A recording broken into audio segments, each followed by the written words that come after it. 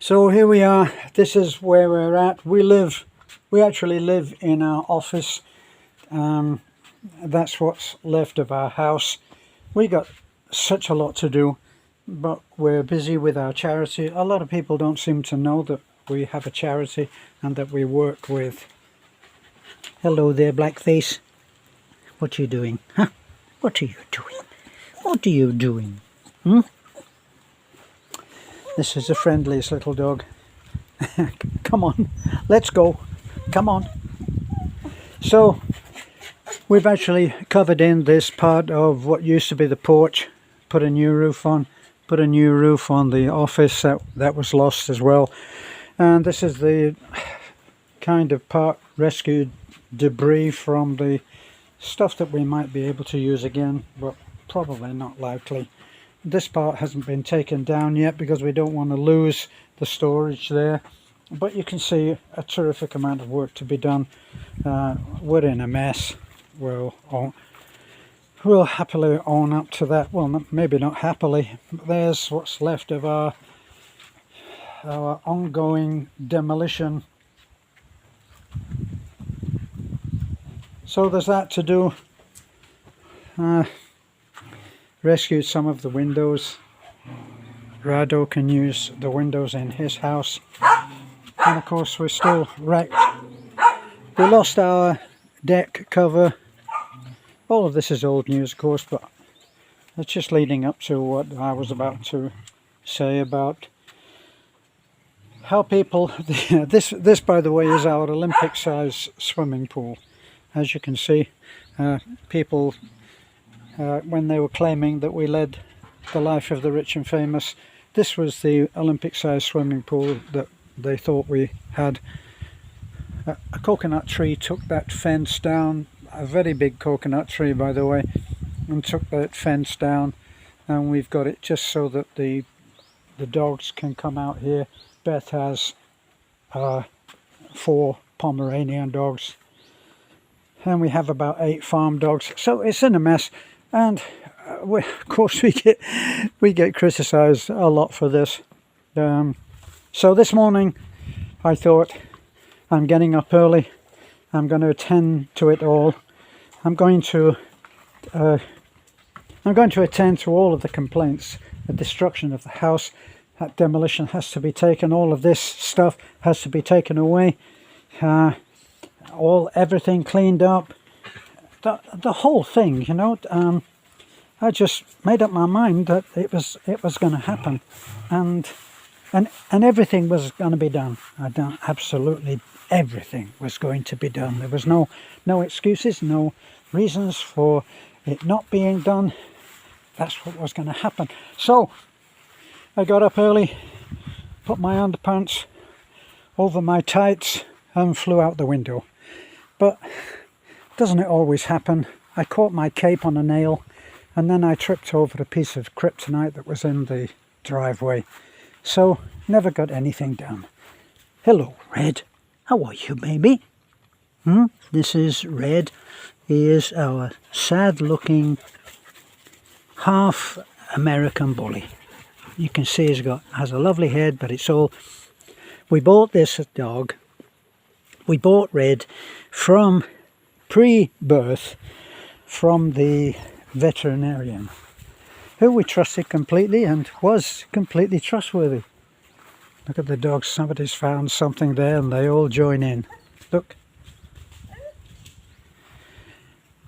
But what happened was, it was a purebred mommy and a purebred daddy, but somewhere in between another aspiring daddy got in there and enjoyed some quality time with the mom, and that was the seed that was chosen for our scratching Red.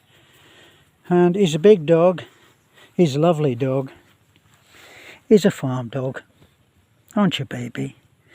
But he's like the old man of the farm. He's not a very aggressive dog. In fact, he's rather sensitive for an American bulldog. You'd think that he was going to come out and make his presence felt, but he doesn't. So all of this is in a state of waiting. We're in limbo. This used to be a lovely garden. It's getting overgrown now. Look at this, how big this tree has grown from just a plant pot. See, so these are sad. These are some of the cabinets that have been left out, of course, and they're no good now. And we're never really any good. That was a little decorative, a little shelf for ornaments which I had in the kitchen. And that's never going to happen now. All of this will end up as firewood. And we will eventually move down the hill. The little house that you can see there is our guest house. Now, as luck would have it, the guest house roof was the only one that stayed intact. This is part of a little storage unit that was in our red house.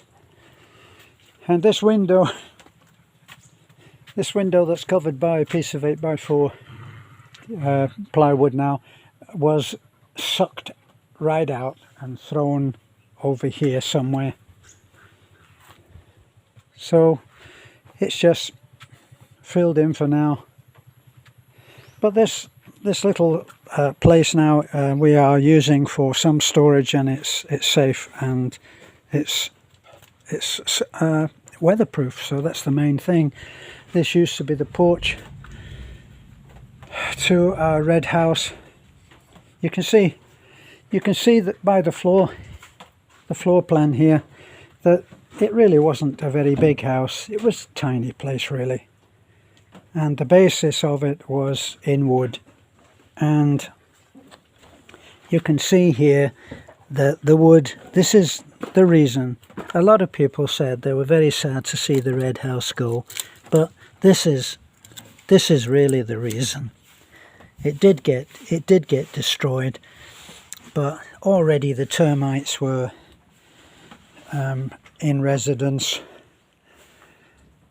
So eventually it would have had to have gone, but it would have been nice to be able to enjoy the work that I did over this pandemic nonsense while everybody was locked down. I took this as my my project while we were supposed to be sitting indoors. We never did, because we live in such an isolated place. As you can see over there, look, apart from the trees, if it were not for the trees that surround our little compound here, you would be able to see that we really are in what I think is hundreds of square miles of countryside like that. Look at it. It's absolutely beautiful. And we have our various homes. That's our Olympic-sized swimming pool, our guest house. That was the office, and I just showed you what's left of the red house.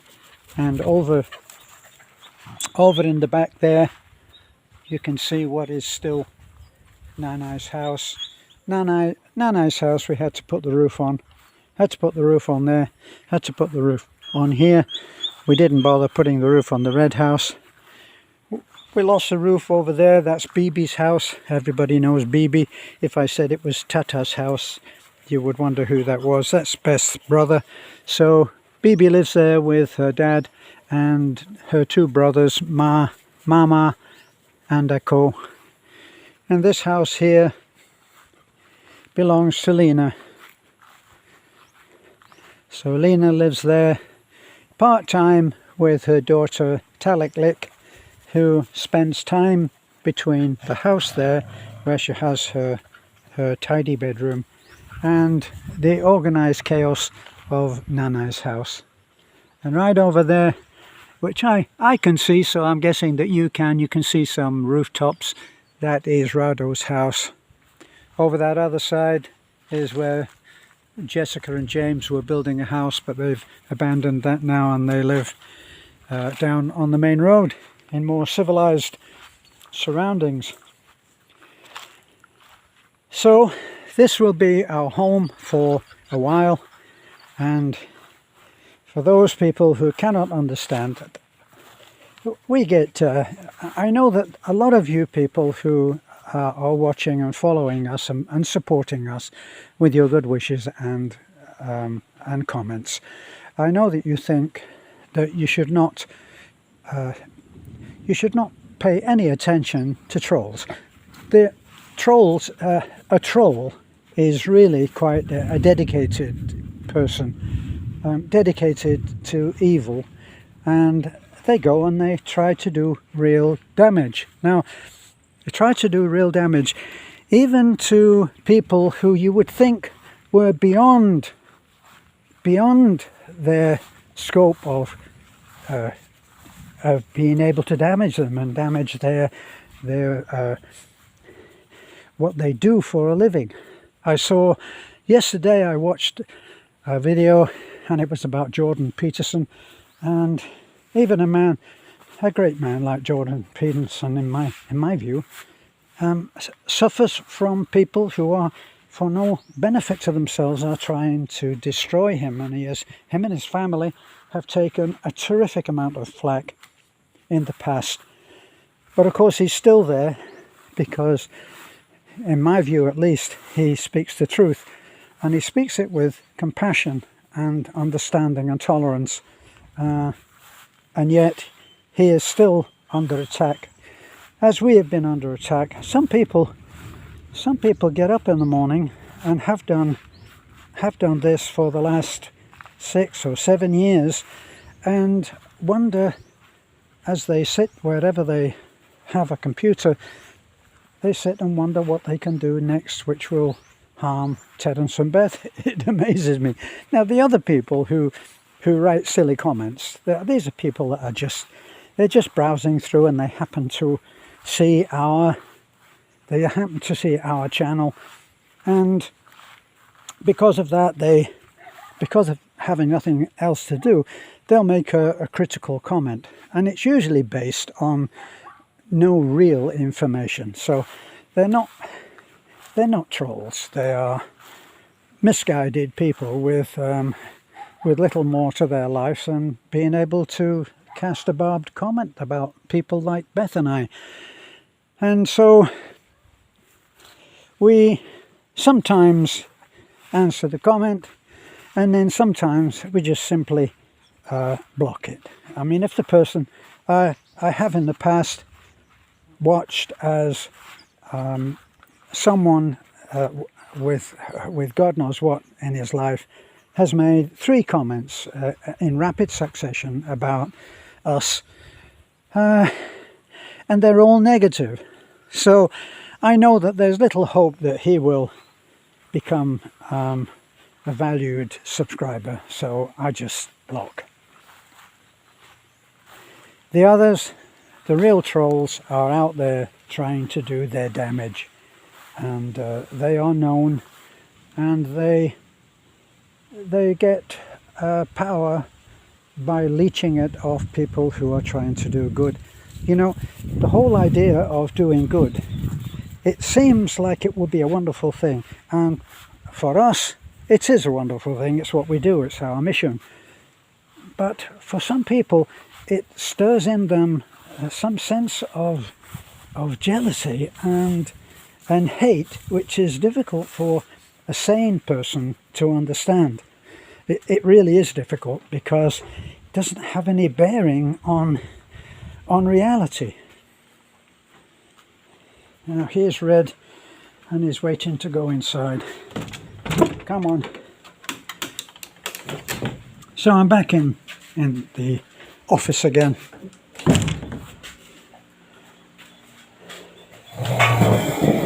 Pull up a chair.